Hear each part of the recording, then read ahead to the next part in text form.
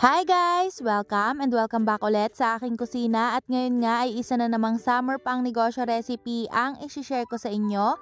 Yes mga mare, dahil napakainit nga na naman ng panahon ay perfect na naman itong ating mga summer pang negosyo at ngayon nga ay samahan nyo akong gumawa nitong napaka-creamy at talaga namang napakasarap na cookies and cream ice cream.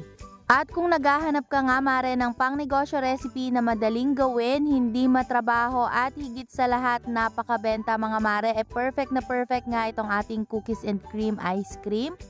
Kaya naman tara na mga mare, wag na nating patagalin at umpisahan na natin ang paggawa dito sa ating cookies and cream ice cream.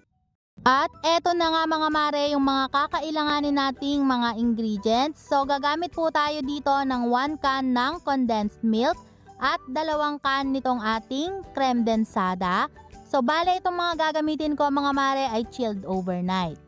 Gagamit din tayo dito mga mare nitong ating chocolate syrup at ganito nga yung ginagamit ko na chocolate syrup dahil napakasarap nito, pero pwede naman po kayong gumamit ng ibang brand na gusto ninyo. At ngayon naman ay gagawin na natin mga mare yung ating sundae o yung ating float. So kung mapapansin nyo po, itong aking mixing bowl ay naglagay lang ako ng yelo sa gilid at sa ilalim nito para mas madali nating mapagset o maging double yung size nitong ating cream. Again mga mare, dapat po ay chilled overnight ang ating condensed milk at yung ating creme densada. After po nating mailagay yung ating condensed milk at yung ating cream dito sa ating mixing bowl, ibibit lang natin to hanggang sa mag-double yung kanyang volume. Makakatulong din dito mga mare kung maglalagay nga kayo ng yelo sa side ng inyong mixing bowl at sa ilalim para mas mabilis po itong mag-set at mag-double yung kanyang volume. At kung balak nyo talagang gawin tong pang negosyo mga mare, ay suggest na mag-invest po kayo sa stand mixer dahil medyo nakakangalay din talaga ang pag-set ng cream katulad po nitong ginagawa ko.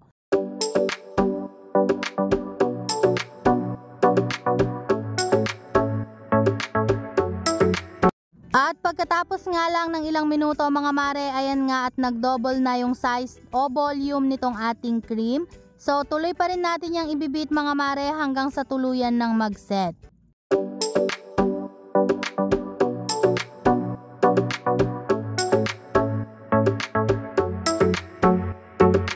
At ganito nga mga mare yung gusto nating ma-achieve sa ating cream. At kapag ganito na po yung inyong cream ay okay na yan.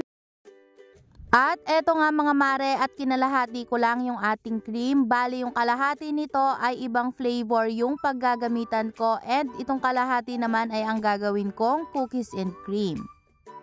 At para nga magawa natin itong cookies and cream, maglalagay tayo dito mga mare ng cookies. Ang gamit ko dito ay yung cream o na vanilla. Bali 3 pack po ng cookies yung ilalagay ko dito and dinurog ko lang yan mga mare at hindi ko na rin tinanggal yung kanyang palaman. Tapos ay imimix lang natin to ulit mga mare para naman mag-well combine yung nilagay natin na cookies and yung ating cream.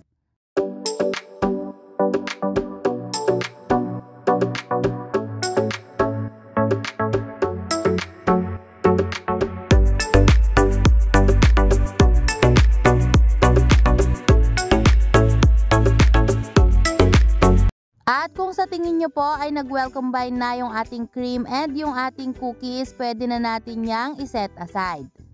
Next naman mga mare, i-prepare naman natin yung ating mga gagamiting cups. Maglalagay lang ako dito ng chocolate syrup. Magdidrizzle lang ako ng konting chocolate. Ito po ay optional lang, kung ayaw nyong maglagay dito ng chocolate syrup ay okay lang din. Para sa akin kasi mga mare, mas masarap kung may pagka-chocolatey itong ating cookies and cream. Pero again, nasa inyo po yan kung maglalagay kayo o hindi. At after naman po nating mag-drizzle ng ating chocolate syrup, ang next naman ay maglalagay lang ako ng 1/2 tablespoon nitong ating crushed cookies dito sa ating mga cups. At after nyan ay saka po natin ilalagay yung ating mga ice cream. Bale, ang sukat po ng nilalagay ko dito ay 1 cup. At after po nating mailagay yung ating mga ice cream ay medyo itataktak lang natin yan mga mare para naman masiksik talaga yung pagkakalagay nitong ating ice cream. And aayusin lang po natin yung pagkakalagay nito para naman maging presentableng tingnan. Tapos ay uulitin na lang natin yung process mga mare hanggang sa malagyan na natin o mailagay na natin sa cup lahat yung ating mga cookies and cream ice cream.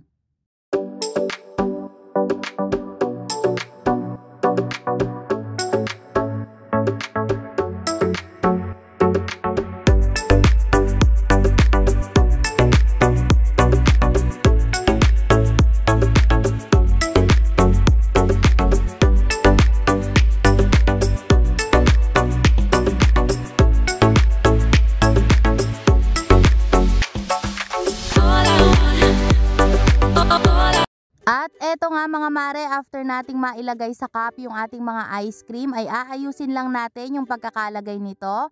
Medyo itataktak nyo lang yan ng bahagya para naman talagang masiksik yung laman nitong ating ice cream. At aayusin lang natin yung ibabaw nito para po magandang tignan. At kapag naayos na po natin lahat yung ibabaw nitong ating ice cream, ang next naman mga mare ay maglalagay na tayo dito ng ating pang toppings dahil mas maganda po at mas appetizing tignan kung maglalagay tayo ng toppings. Para sa toppings mga mare, naglalagay lang ako ng konting crushed cookies. Depende na sa inyo mga mare kung gaano karami ang inyong ilalagay. And then next naman ay lalagyan na natin ito ng takip. At after natin tong takpan mga mare, ilagay lang natin to sa freezer overnight or at least 12 hours. At eto na nga mga mare yung ating ice cream after natin itong ilagay sa freezer for overnight. At ganito nga yung kakalabasan ng ating cookies and cream ice cream. Talaga namang napakasarap nito mga mare and napaka-creamy. At kung cookies and cream lover ka nga mare, paniguradong magugustuhan mo to at pwede mo tong i-compare sa mga nabibili mong ice cream sa labas dahil talaga nga namang napakasarap at talagang lasang-lasa mo yung flavor nito na cookies and cream. And at the same time mga mare ay mas nagbigay din ng flavor dito yung nilagay natin na chocolate dahil hindi siya nakakaumay dahil may halong pait yung nilagay natin dito na chocolate syrup. At ganun lang kadali mga mare at meron ka ng napakasarap, napaka-creamy at talaga namang napaka-chocolatey na cookies and cream ice cream. Kaya naman kung naghahanap ka mare ng pangnegosyo recipe ngayong summer na kahit nasa bahay ka lang ay pwedeng-pwede mo nang gawing pangnegosyo, try mo na itong ating cookies and cream ice cream at panigurado kung papatok ngayong summer. At hanggang dito na lang mga mare, sana po nagustuhan nyo ang ating pangnegosyo recipe for today. And thank you so much guys for watching and see you again sa ating mga susunod na pangnegosyo recipe. God bless!